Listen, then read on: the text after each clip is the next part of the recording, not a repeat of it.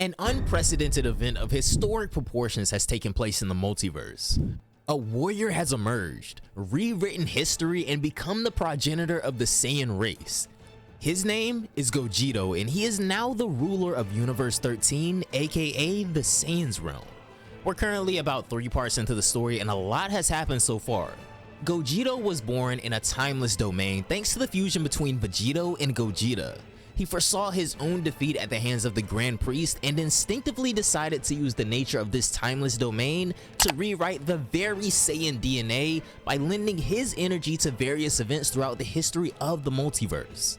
When this was done, Gogito himself also became much stronger because he was now the alleged father of all Saiyans, but more importantly, he had now become a separate individual, which means he was no longer confined to the energy limitations of that fusion.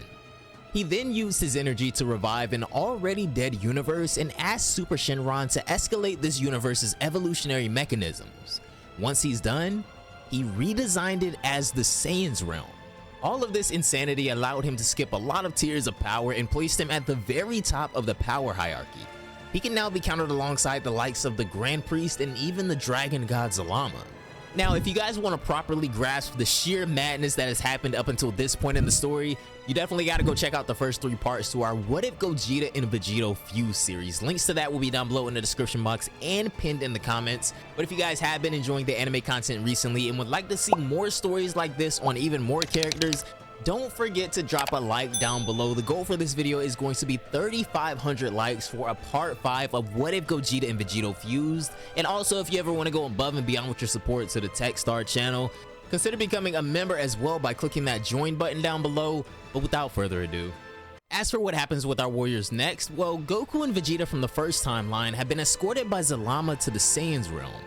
Gogito addresses them as his sons and then proceeds to introduce them to Zeno Goku and Zeno Vegeta. So basically, the Goku and Vegeta from the first timeline are the only ones who have maintained their independent sentience. All other versions of Goku and Vegeta have more or less merged with their alternate selves and ultimately evolved into Zeno Goku and Zeno Vegeta. Gogito declares that these two are about 10 times stronger than Goku and Vegeta, but you know our Saiyan duo, they need to find it out for themselves, and so this unusual battle between them begins. Within the first second, Goku and Vegeta have already been hit, and not just any hit either. The blows were strong enough to make them blank out, and it was fast. A little too fast considering how most of their fights start slow and gradually catch the pace. Now, in case you're sort of underestimating these numbers, a 10 times difference is humongous. To put this into perspective, if I remember correctly, the Super Saiyan transformation is about a 10 times multiplier. That's a lot. Plus, Zeno Goku and Zeno Vegeta were well versed in transformations that Goku and Vegeta had never even seen before. We're talking about not only Super Saiyan 4, but a different variation of Ultra Instinct and Ultra Ego, and who knows, maybe the Zeno duo is hiding even more. Goku and Vegeta braced themselves, pushed through, and somehow managed to land an attack of their own, but just a moment later, they're already getting absolutely pummeled by their Zeno counterparts. It's just punch after punch after punch, without giving them any room to breathe, a complete overhaul. Zalama enjoys the show together with Gogito. Well, isn't this nice? So are you just gonna let your sons get destroyed right in front of you, Zalama asks? Relax, I love all of my sons equally. I mean, just look at their faces. Even though they have no shot at defeating their opponents, their eyes are still alive. The harder the battle, the more the Saiyan soul burns. Plus, we cannot understate the significance of the actual Goku and Vegeta here. Out of all the Saiyans across all the timelines, these two are the ones who bear the strongest connection with me. Remember that. My awakening will awaken something within them, and to be fair, that's all I want to see. Well, I guess that means I do sort of have a soft spot for Goku and Vegeta, Gogito asserts. But something would go amiss here. Fast forward about 3 minutes and both Goku and Vegeta are experiencing brutal seizure-like effects. It felt as though someone had put their brain in a working blender.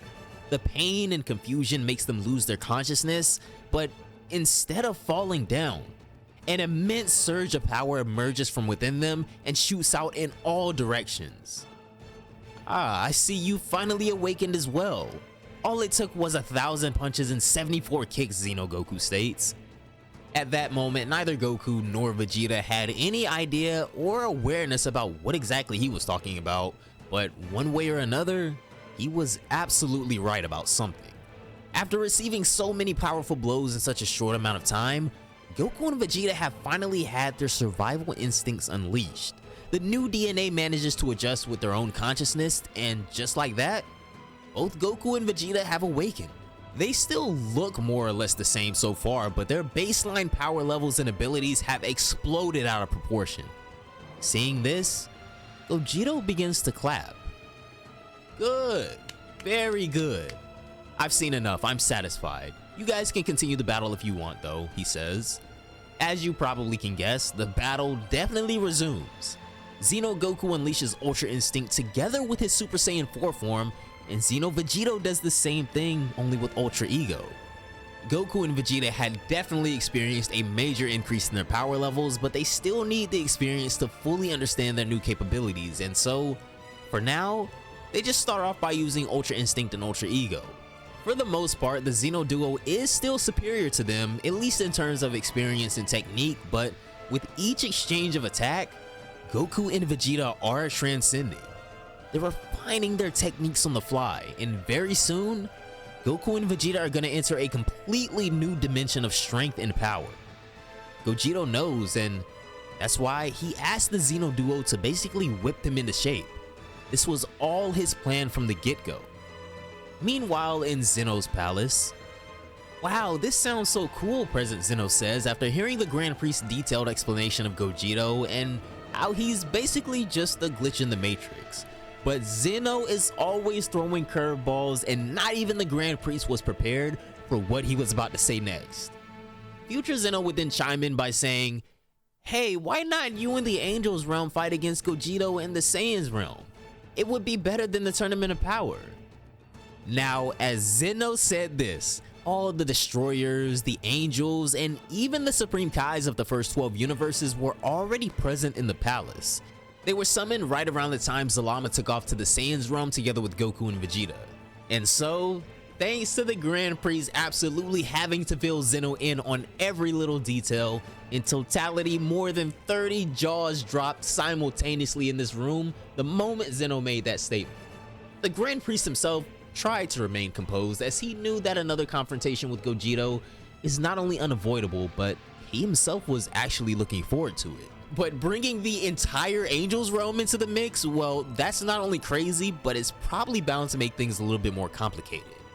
Well then, you guys heard the Omni King. What do you say? Are you all ready for some action yourselves? The Grand Priest says while facing the 12 Angels. None of them said a word, but this was a long time coming. The glint in their eyes said more than enough. The Angels of the 12 universes, after eternity, were more than ready to get their hands dirty and at the signal of the Grand Priest, go to war with the Saiyan realm. Now, back at the Saiyans realm, Goku and Vegeta were of course continuing their fight against their Zeno selves. Zalama distracts Gogito from the battle by asking a pretty sincere question. Hey, so what exactly do you plan on doing next? I don't really care, but I don't want to continue to be enemies with the Grand Priest, so keep that in mind. Gogito would reply, I don't exactly want him as my enemy either. In fact, I'm pretty sure that I'm not as strong as him, at least not yet. Although, all I really want is to prove that the Saiyans are the ultimate warrior race, that there's no competition. A confrontation with the Grand Priest is but inevitable. Hearing this, Zalama states, cool. And since I'm not a Saiyan, my role will stay limited to just being an observer. Zalama was gonna say more, but a certain individual emerged before them at that very moment. Of course, the ones fighting are all caught off guard, but even Zalama and Gogito didn't see him coming. It was the Grand Priest, and he seemed as resolute as ever. Fast, Gogito remarks. Indeed. Even I like to show off every once in a while, the Grand Priest replies, and then gives the signal to the Saiyans to don't mind him and resume fighting. So what brings you here? Is it what I think it is, Gogito asks? Oh, I'm afraid it's probably even greater than whatever you currently think right now, the Grand Priest declares. You see, I'm not really here on behalf of a peaceful offering. This is more of a warning to prepare yourselves, the Grand Priest declares. This kind of takes Gogito aback a little bit because outside of him, the Saiyan race hasn't really done anything that blasphemous to call for this, but this is all at the request of the Omni King, the Grand Priest tells them. He wants to see a full-scale clash between the angels and the Saiyans. Silence would of course follow his words as Zalama and Gogito tried to fully process what they just heard, and then Gogito would reply, "For real?" He was psyched now. Gogito was fully determined to prove the Saiyan race's superiority at some point in the future, but who knew that that chance would show up so soon? He then turns around and walks all the way to his throne. The man then sits in the presence of the Grand Priest and replies, "I hereby accept your declaration of war." Once again, an awkward pause follows that statement. Zalama and Gogito thought that the Grand Priest would excuse himself after the declaration and then come back with his forces. However, he was still there, standing tall in all his mighty glory, exerting dominance without even having to say a word. Ah, I see. So that's what's going on, Gogito remarks, while the palace begins to get swarmed by the angels, who start popping up one after another. It's not that the Grand Priest had come alone at all, no, he came with his entire race. It's just that everyone else was far too slow. Gogito bursts into laughter and then pinches his fingers. Just like how the angels popped up one after the other right behind the Grand Priest, this time it's the Saiyans. Starting from the Saiyan legend himself, Yamoshi, all sorts of familiar and unfamiliar faces start appearing. There's a Zeno Gohan, Broly, Future Trunks, Gotenks, Bardock, and Kefla. Every single one of them is tens of thousands of times stronger than they were in their first timelines, and yes, that even goes for Zeno Broly. This version of Broly is so strong, he can grab hyperspace with his bare hands. But unbeknownst to Goku and Vegeta at this time, there was another Saiyan who was from a completely different parallel universe altogether. This man was born as a Super Saiyan 5 and is accompanied with some very sketchy family lineage. And along with Broly and Yamoshi, he is among the top 3 fighters here that aren't Goku or Vegeta. Zeno Gohan is up there as well, but the true limits of his strength are still unknown. In his timeline, the Beast transformation hasn't happened yet, and we all know that Gohan ascends during the battle. Then of course there are the 4 Saiyans who were previously fighting each other, being Goku and Vegeta and Zeno Goku and Zeno Vegeta. And that's it. That is 12 Saiyan warriors who will go up against the 12 angels who are all already here and ready. I don't know what's going on, but it sounds like fun, Goku states. Can't say I'm not enjoying the sight of so many Saiyans in one place, Vegeta says. The Grand Priest then steps forward and explains the rules of this so-called war. Attention, he declares. The moment the Omni Kings arrive, this war will formally begin, and as far as the rules, well, there are no rules. Feel free to kill or jump your enemies how you please. I'm sure Lord Zalama here can take care of any damages. Hey, I'm just an observer, Zalama interrupts. The Omni Kings would arrive shortly after, and so, the cosmic war between the angels and the Saiyans officially begins. As soon as the fighting begins, the Grand Priest destroys the entire palace and then declares, "I'm taking over the Saiyan realm. This is war." Gogito gets up from the throne, looks at him right in the eyes and states, "Then if we win the war, well, I guess we'll be taking over the angels' realm." Now the angels have reigned supreme for who knows how many billions of years, so hearing Gogito say something like that must have struck more than a few nerves. But still, the first one to make any sort of move is our mysterious Super Saiyan 5 Zycor.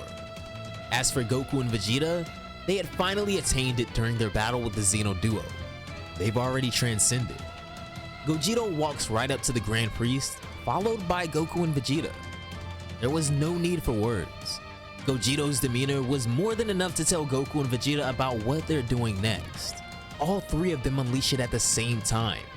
Right in front of the angels, Goku, Vegeta, and Gogito simultaneously transform into a state known as Primal Super Saiyan White.